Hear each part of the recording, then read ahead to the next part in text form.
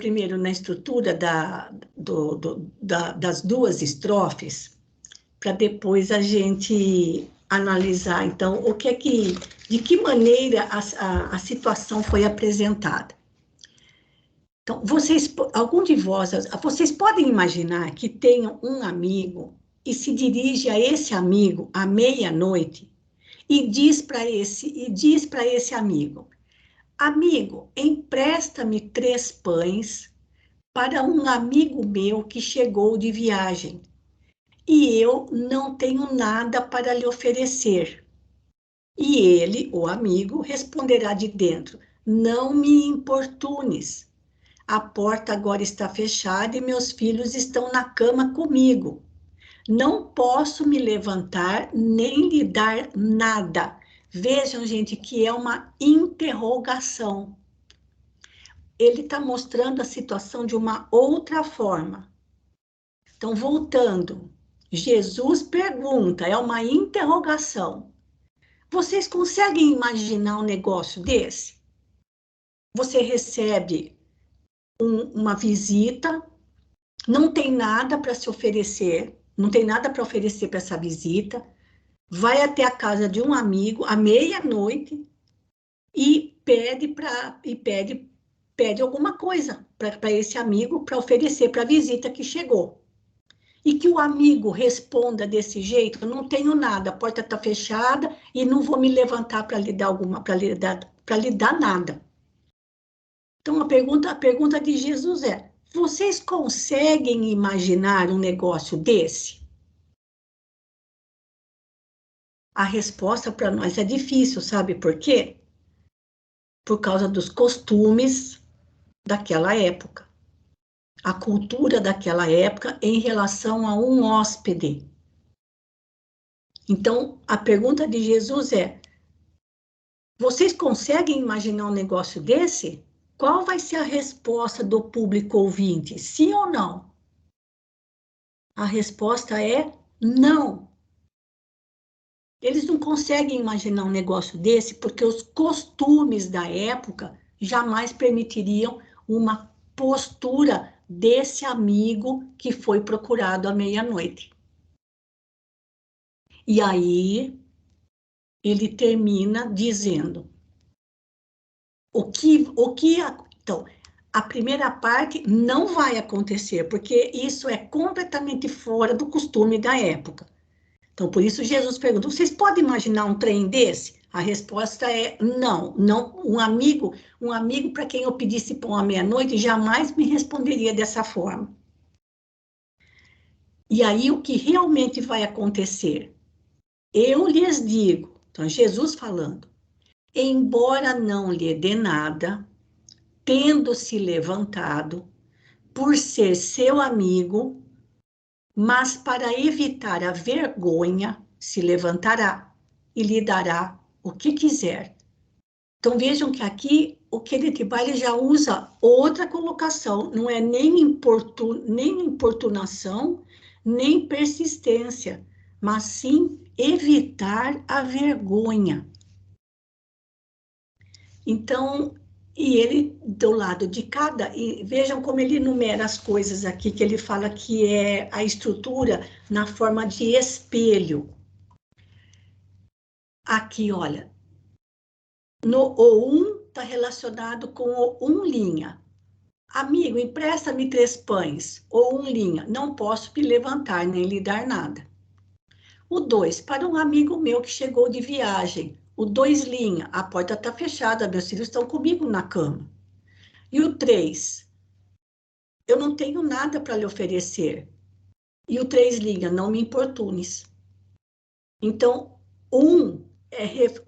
e linha, ou linha é reflexo do 1, o 2 linha é reflexo do 2, o 3 linha é reflexo do 3.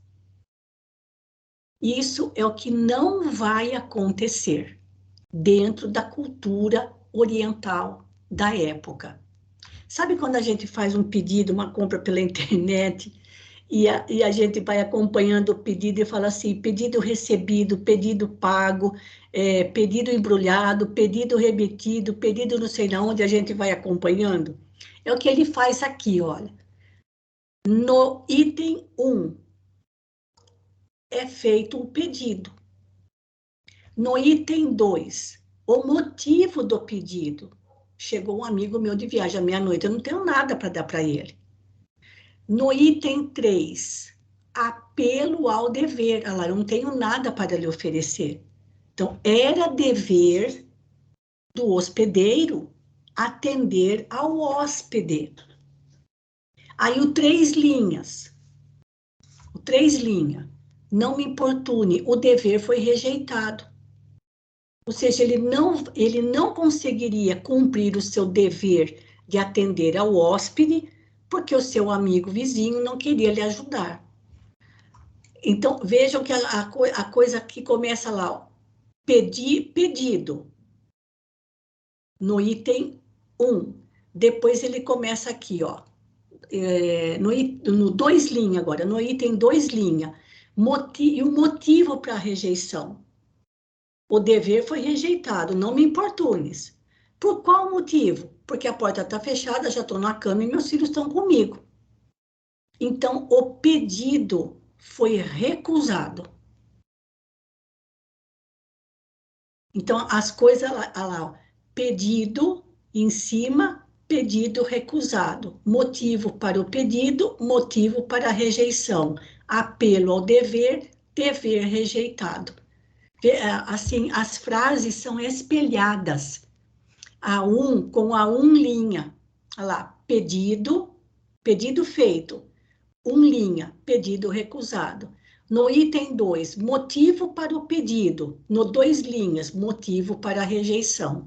No item 3, apelo ao dever. No 3 linhas, dever rejeitado. Então, existe uma estrutura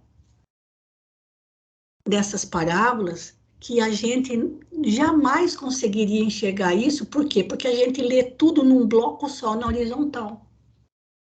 E outra, até, vejam, tem um ponto de interrogação aqui, ó.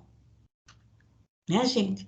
Esse ponto de interrogação mostra que essas 6 primeiras frases representam uma interrogação de Jesus.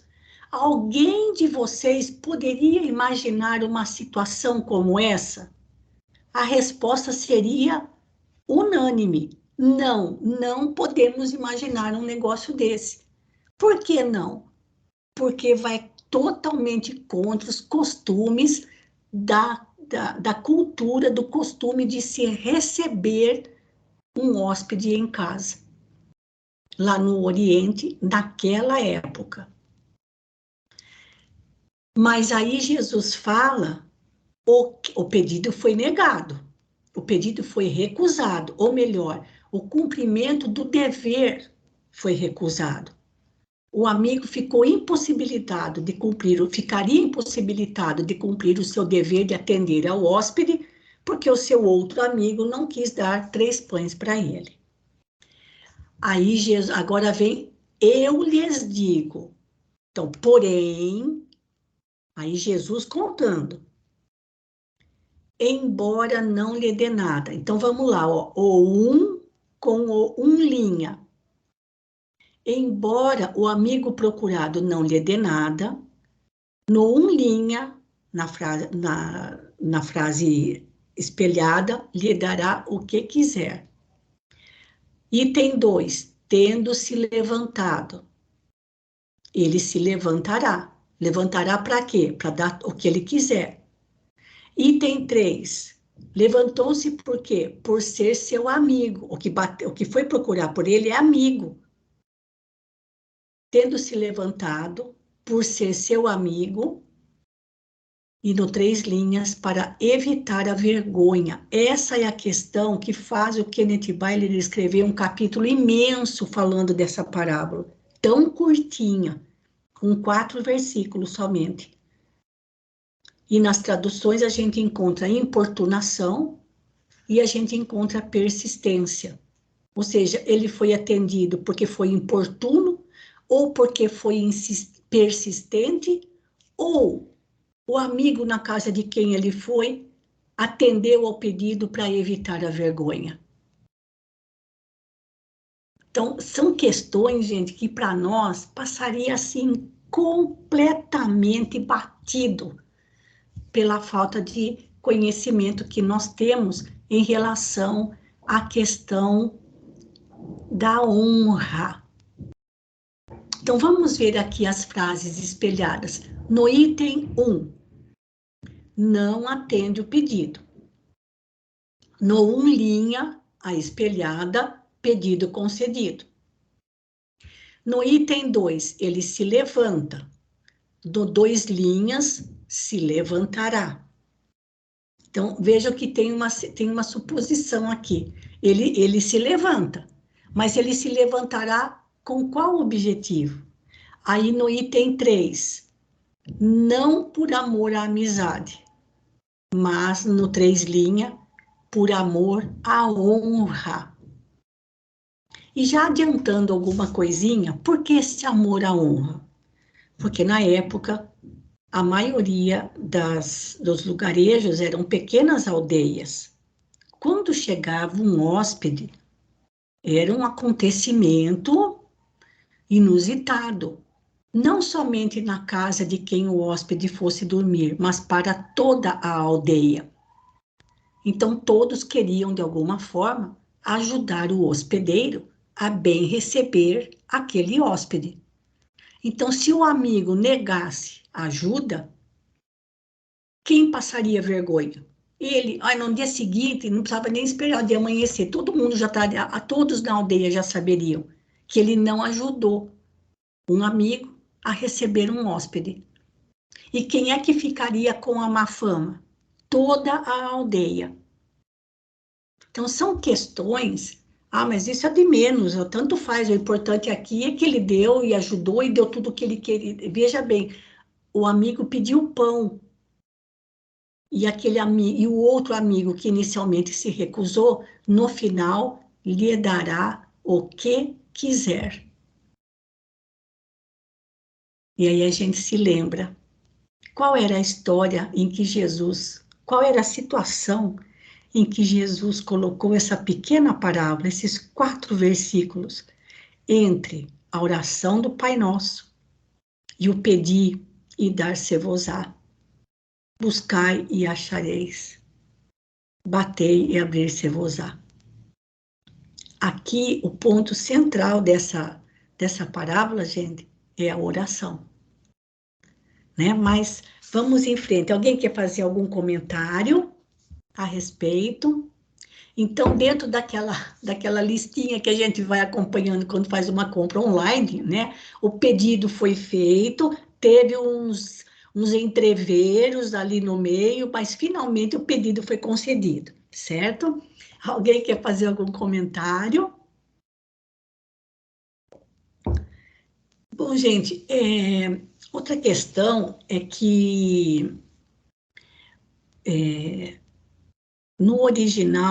nos originais em grego, a busca do Kenneth Bailey aqui é para tentar descobrir qual seria, entre as várias suposições, as várias explicações, qual seria a mais pertinente. Mas é assim, é um texto tão grande para a gente que nós não vamos ler tudo. A gente vai pegar somente aqueles trechinhos em que ele comenta os costumes da época. Mas para a gente entender melhor a pergunta feita por Jesus, eu vou passar para a página seguinte, para quem tem o livro ali na página 104, olha, só para a gente ter uma ideia, olha. A colocação feita por Jesus, olha, que é exatamente a mesma colocada aqui nessa parábola. E para todas elas a resposta é não. Alguém dentre vós pode imaginar um filho que, caindo em um poço, não é tirado imediatamente no dia de sábado? A resposta é não. Não podemos imaginar alguém que não vá tirar o filho que caiu no poço. Ou então, outra questão, em outras passagens de Lucas, em que aparece a mesma situação. Alguém dentre vós pode imaginar que tem 100 ovelhas e, perdendo uma delas, não deixe as 99 no deserto e não vai em busca daquela que se perdeu? De novo, a resposta é não, nós não podemos imaginar um negócio desse, porque certamente o pastor vai deixar as 99 e vai atrás daquela que se perdeu. E mais outra, qual de vós, tendo um servo ocupado na lavoura ou em guardar o gado, lhe dirá quando ele voltar do campo, vem já e põe-te à mesa? Mas nunca que um servo se sentava à mesa para fazer uma refeição junto com o seu senhor. A mesma coisa, a resposta aqui qual é? É não. Ninguém imaginaria um negócio desse. Porque o empregado, não era nem empregado, né? Era um servo. Não se alimentava, não tomava suas refeições junto com o seu amo, com o seu senhor. Então, é isso que Kenneth Bailey está colocando na abertura dessa parábola, como ele fala aqui, olha. A partir daqui, ó. Gente, vocês me desculpem aqui pelo excesso de comentários, mas daqui a pouquinho eu já vou passar o trechinho para alguém ler, porque é extremamente extenso esse texto, então eu tenho que ficar caçando o que é importante para nós, tá bom? Só para finalizar aqui, olha, então, dentro dessa abertura da história, vocês aqui, ó, na mãozinha. Vocês podem imaginar alguém dirigir-se a um vizinho pedindo ajuda para hospedar um amigo e obter esta resposta? Qual resposta? A resposta que ele deu, ó, a porta da casa já está fechada, eu já estou deitada com os meus filhos, eu não vou te atender. Então, vocês poderiam imaginar um negócio desses? Todos responderiam que não. A responsabilidade oriental pelo hóspede é legendária. O leitor ou ouvinte oriental não pode imaginar desculpas esfarrapadas a respeito de uma porta fechada ou filhos que dormem, quando a hospedagem adequada de um hóspede está em jogo. Para entender esta parábola, as pressuposições da cena oriental precisam ser notadas com alguns detalhes. Então, mas por que eu preciso saber de tudo isso? Por que a gente tem que ler isso para entender a parábola? A gente já entendeu. A gente já entendeu que ele foi persistente, que ele foi inoportuno, que ele foi chato de ter batido na porta do amigo à meia-noite para pedir pão, para atender um homem. Nós já entendemos. E que no fim ele acabou ganhando tudo, e que é assim que Deus faz quando a gente ora a Deus. Mas aqui também é a oportunidade da gente conhecer um pouco dos costumes daquela época. Por quê, gente? Quando nós estudamos as parábolas, a gente não pode deixar de lado, a gente não pode se esquecer qual era o público ouvinte. Quem estava ouvindo Jesus? Eram judeus plenamente conhecedores de todos os costumes da época. Então, conforme Jesus ia contando, eles já iam sabendo qual era o fim da história, porque já conheciam os costumes. E Jesus, mais uma vez, usou um costume sedimentado naquela época, em todas as aldeias, para falar da oração a Deus. Que coisa mais linda, gente. Isso é que é bonito. Quando a gente analisa essa parábolazinha no seu contexto, né? Então, por mais que a gente seja inoportuno, por mais que a gente seja persistente em relação às nossas orações, Deus sempre nos atenderá. Essa é a lição que Jesus quis passar para eles, dentro do contexto em que essas palavras foram comentadas, tá bom? Então, gente, como a Jo tá lá com o seu probleminha na garganta, então eu vou fazer o seguinte, olha, vamos lá. Celina, você podia... Eu vou começar de novo a roda desde a da relação das pessoas que costumam fazer as leituras, que a gente vai lendo por pedacinhos pequenos, gente, para não cansar muito, porque realmente ele escreveu bastante a respeito. Só outra coisa, o título desse capítulo, nesse livro do Kenneth Bailey, é exegese. O que significa exegese? É um estudo minucioso de passagens do Evangelho, levando-se em consideração a questão das ações, do tempo verbal, das traduções, do costume. Se trocar a palavra importunação por persistência, o significado é o mesmo? Aquele que traduziu como persistência, qual é a análise que ele fez? Então, isso, para fazer um negócio desse, é preciso muito estudo. Não é o nosso objetivo. O nosso objetivo é conhecer algo da cultura, dos costumes daquela época. Porque lembrando, gente, são palavras que Jesus proferiu para um público judeu. Nós aqui ocidentais, onde tudo é vapt-vupt, rapidinho, rapidão, rapidex, chegou alguém fora de hora, você enfia alguma coisa no forno, põe na air fry, põe na micro-ondas, se vira, faz um pedido no iFood e ali você atende o seu hóspede, o seu vizinho, seja lá quem for que tenha chegado fora de hora.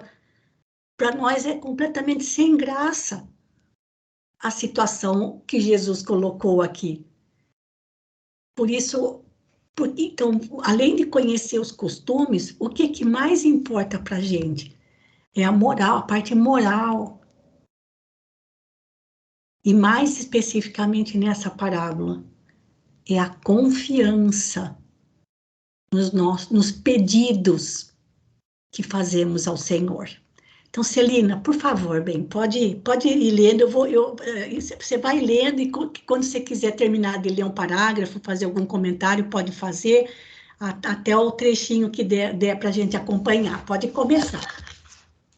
A literatura exegética contemporânea está cheia de referências à necessidade de viajar à noite por causa do calor. Isto é verdadeiro nas regiões desérticas da Síria, Jordânia e Egito. Não é costumeiro na Palestina e no Líbano, onde há alguma elevação topográfica no interior e uma brisa vinda do mar no litoral. Assim sendo, a chegada de hóspedes à meia-noite é inusitada. Pode ser que Ribani seja o responsável pela ideia encontrada em muitas obras modernas, de que 3 pães são a refeição para uma pessoa. Isto é verdadeiro em relação aos pães sírios, que são bem pequenos. Não o é em relação ao pão comido no resto do Oriente Médio. Um tipo desse pão é pouco espesso, chato e tem quase 1 metro de comprimento. Outros tipos são redondos, altos, porém muito maiores do que a variedade síria. Ao hóspede se dá um pão inteiro, não partido, que é muitas vezes mais do que ele pode comer. O hospedeiro, como Ribani, observa corretamente. Precisava colocar diante do seu hóspede mais do que o número de pães para uma refeição de adulto. Pode comentar alguma coisinha que você queira falar a respeito, Celina?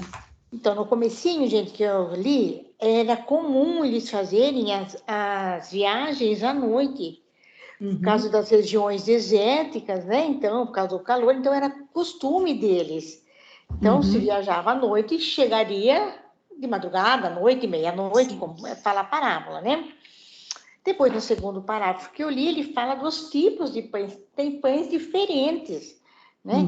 E é necessário, o hospedeiro já é dado o costume deles oferecer mais até do que o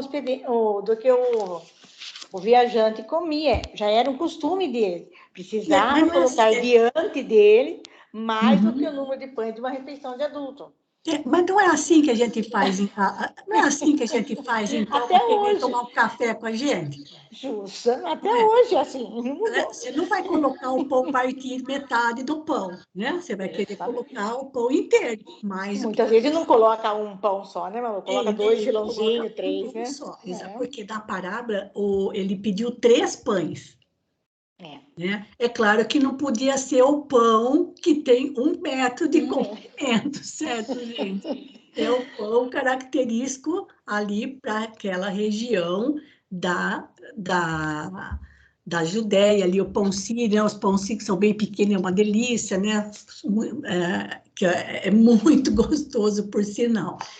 Enfim, gente, são questões muito relacionadas à cultura, aos costumes, à parte geográfica, né, daquela época. Mas vamos conhecer mais um pouquinho aqui. Ó. Esse Jeremias, o profeta Jeremias, é outro estudioso dos textos do Evangelho. Vamos conhecer mais um pouquinho. Jeremias afirma que o camponês palestino faz pão todos os dias e que todo mundo na vila sabe quem tem, de noite, algum pão de sobra. O camponês indiano faz pão todos os dias, mas o camponês do Oriente Médio não. A nossa experiência confirma Zop, que escreve: parece também que a casa em questão, ou seja, a casa do vizinho adormecido, havia pouco terminado de assar uma fornada de pães. Algo suficiente para durar 1 semana ou mais de uma vez. O suprimento dele, do hospedeiro, era inexistente, até que a massa da família fosse levada ao forno da aldeia na manhã seguinte. Olha que fato interessante, né? Na aldeia todo mundo sabe quem estava assando o pão, quem tinha pão de sobra naquele dia. Não tinha micro-ondas na casa de todo mundo. Só tinha um forno de barro que cada família usava de uma vez. Eu acho que tinha uma escala, né? E as aldeias eram pequenas, né, gente? Então, isso é muito interessante, né? Dele falar que cada casa tinha o seu dia certo de ir lá e assar o pão. Né? Então, se ele não tinha pão em casa, é porque a vez dele não tinha chegado ainda. Mas a do vizinho, sim. Além do mais, era impossível não sentir o cheiro, né, gente, do pão assado, ainda mais no forno a lenha, né? E se fosse o meu dia de levar a massa para assar amanhã, hoje eu não tenho nada. Exatamente. É o que ele está falando. Toda a minha provisão, amanhã que eu vou assar a minha massa. Isso. Gente, vejam as dificuldades da época. Hoje é a coisa mais fácil. Você vai na padaria, você pega pão, você vai no supermercado, você compra pão de forma, tem pão para a semana inteira. É completamente diferente. Quer dizer, eu não tenho pão em casa porque ainda não chegou o meu dia de assar o pão. E todo mundo respeitava, como dizendo, não tenho pão nenhum na minha casa, posso passar na sua frente?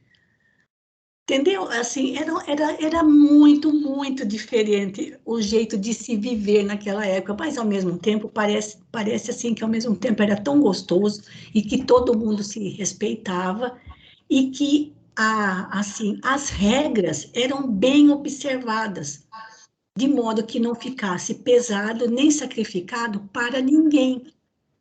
Coisa que hoje, na nossa época, no nosso modo de viver, não tem essa. Não é, Celina? Com certeza. E olha os dois parágrafos seguintes, que interessante. Vamos Como lá. a gente se transporta, né? É. As mulheres da aldeia cooperam em assar o pão. E todo mundo sabe quem fez pão recentemente. Pode ser que houvesse algum pão na casa do hospedeiro, mas ele queria e devia oferecer ao hóspede um pão inteiro, não partido. Alimentar um hóspede com um pedaço de pão que sobrara de outra refeição seria um insulto. Isso. Mesmo porque, gente, na época, lembrando, não se comia com garfo e faca, né? Comia-se, pegava-se a comida no prato coletivamente. Então, tinha lá o peixe assado. Era colocado em alguma folha, enfim, um pedaço de tábua, que seja, uma pedra, que seja, e ali todos comiam, não tinha um prato para cada um.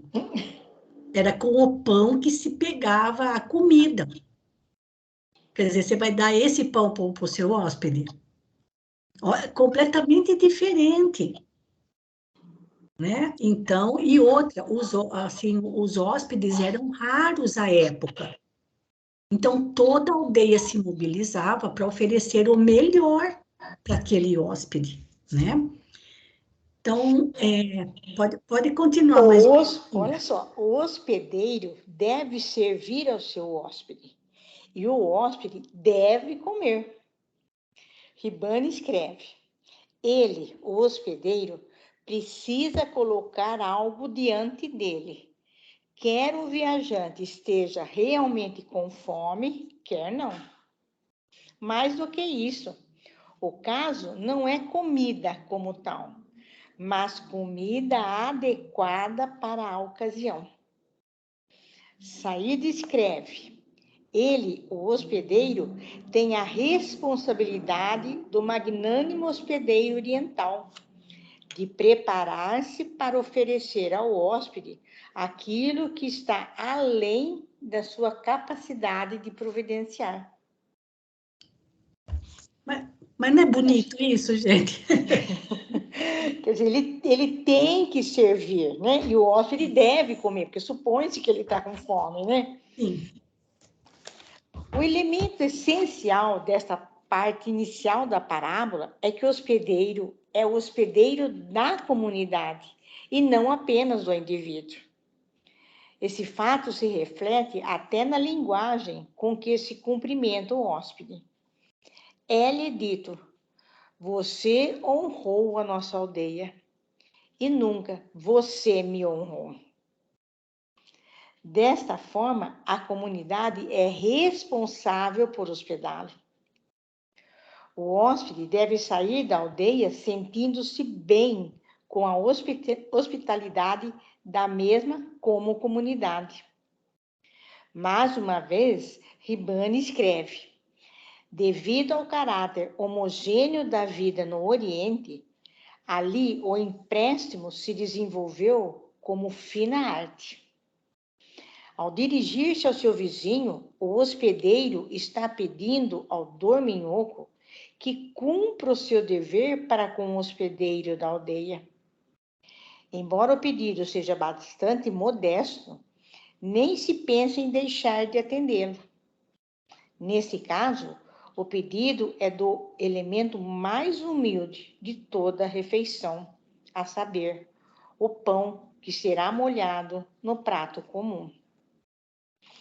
Veja aí que interessante, hein, gente? O hóspede daí já não se refere àquele aonde ele se hospedou, ele se refere à comunidade. Era Sim. como um todo, né? Ele fazia não para ele, para os médicos ser dele. Não, é tudo da comunidade, da aldeia. Era um ato comum. Certo. Pão não é a refeição. Pão é a faca, o garfo e a colher com que a refeição é comida. As diferentes misturas da refeição são apresentadas em pratos comuns. Cada pessoa tem diante de si o seu pedaço de pão. Ele corta um pedaço que consiga engolir, molha-o no prato comum e coloca-o inteiro na boca. Depois começa com outro pedaço de pão e repete o processo. O prato comum nunca é contaminado pela boca do convívio, porque ele sempre começa a servir-se outra vez com um pedaço de pão novo. O pão precisa ser temperado com alguma coisa para a refeição. Em situações de penúria absoluta, ele é mergulhado em um prato de sal. Assim, a frase oriental, comer pão e sal, significa que os convivas estavam em abjeja pobreza e não tinham nada com que temperar o seu pão, exceto o sal. O hospedeiro da parábola pede pão. Todo mundo sabe que ele também precisa pedir emprestado a refeição propriamente dita, que será comida com o pão. Isso se torna claro na última linha da parábola. Olha que interessante isso, Celina. Os costumes daquela época, né? Que não existia garfo, faca para comer. Comia-se com os pedacinhos do pão. Né? Então a gente vê assim a situação também de humildade do hospedeiro que foi pedir pão para o amigo, mesmo sabendo que ele ia precisar de mais coisas. Ele pediu com humildade, não é? Gente, nós estamos lendo aqui, faltam 5 minutinhos, mas alguém quer fazer algum comentário? Porque nós não vamos terminar tudo isso hoje também, tá bom, gente? Tem bastante coisas ainda. E, curiosamente, a respeito dessa parábola, só tem comentários no livro do Karl Schutel, tá bom? Não temos leituras de Emmanuel e de nenhum outro a respeito dessa parábola. Então, a gente pode explorar um pouquinho mais o livro do Kenneth Bailey e ir conhecendo mais os costumes da época. Então, alguém quer fazer algum comentário a respeito?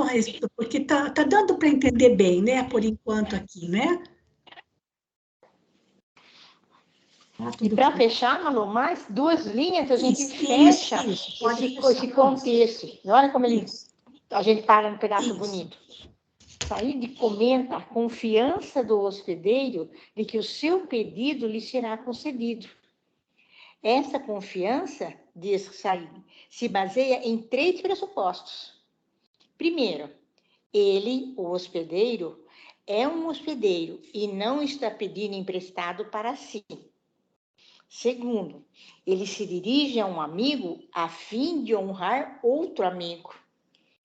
Terceiro, ele está pedindo o alimento de subsistência básica. Exato. Não é? Exato. Já que ele está pedindo para um amigo e ele está fazendo em prol de toda a comunidade, né? Isso. Celina, pode ler mais um parágrafo, que ele é curtinho e dá tempo, só para a gente aproveitar mais aí 2 minutinhos aí, ó.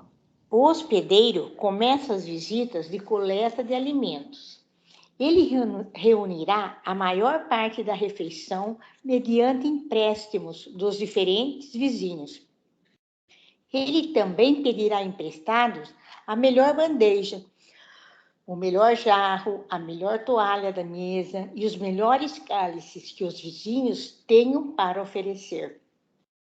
O fato de que ele tem uma lista completa de coisas necessárias é verificado no fim da parábola, quando o dorminhoco lhe dá tudo de que tiver necessidade. Isso. Gente, isso, o que ele está falando nesse parágrafo, eram os costumes da época, não o que o hospedeiro fez na parábola. Os costumes na época, da época, para oferecer o melhor ao hóspede. Então, toda a aldeia, toda a comunidade ajudava. Era como se fosse um hóspede compartilhado, cada um dava alguma coisa, caso o hospedeiro não tivesse para oferecer ao seu hóspede. A grande charada de tudo isso para nós vai ser quais os ensinamentos morais que nós vamos tirar dessa parábola tão curtinha, tá bom? Celina, agradeço sua leitura hoje. Alguém quer fazer algum comentário? Acho que até aqui está bem tranquilo para a gente, né? E a gente vai continuar conhecendo um pouquinho mais na próxima semana, tá bom? Eu vou voltar então lá no Skype, finalizando aqui para nós hoje. E ninguém quer comentar nada, ninguém quer fazer nenhuma colocação para nós hoje. E eu coloquei a Rosana para fazer a prece final para nós. Pode ser, Rosana? Embora aí já seja quase meia-noite, mas dá tempo de fazer uma prece antes de dormir, né? Sim, com certeza. Então, por favor, Rosana. Relembremos a figura excelsa de Jesus, nosso mestre, modelo e guia, na nossa tela mental. Lembremos, Senhor Jesus, nos orientando com essas parábolas, com esses ensinamentos maravilhosos, que são palavras eternas, que há 2000 anos atrás, ou mais, ele disse essas palavras, e, no entanto, são tão atuais para nós. Obrigado, Senhor Jesus, aos benfeitores amigos, que tanto nos proporcionam também muitas oportunidades de aprendizado. E obrigado por mais essa noite de estudo, Senhor. Que continuemos sempre juntos. Fica conosco, Jesus, hoje e sempre. Assim seja. Graças a Deus. Obrigado, nosso Pai Criador. Então, queridos amigos, muito obrigada mais uma vez pela companhia de vocês em pleno domingo à noite. Desejo a todos um bom descanso, uma ótima semana e até terça-feira, se Deus quiser. Muito obrigada, fiquem com Deus e um grande abraço.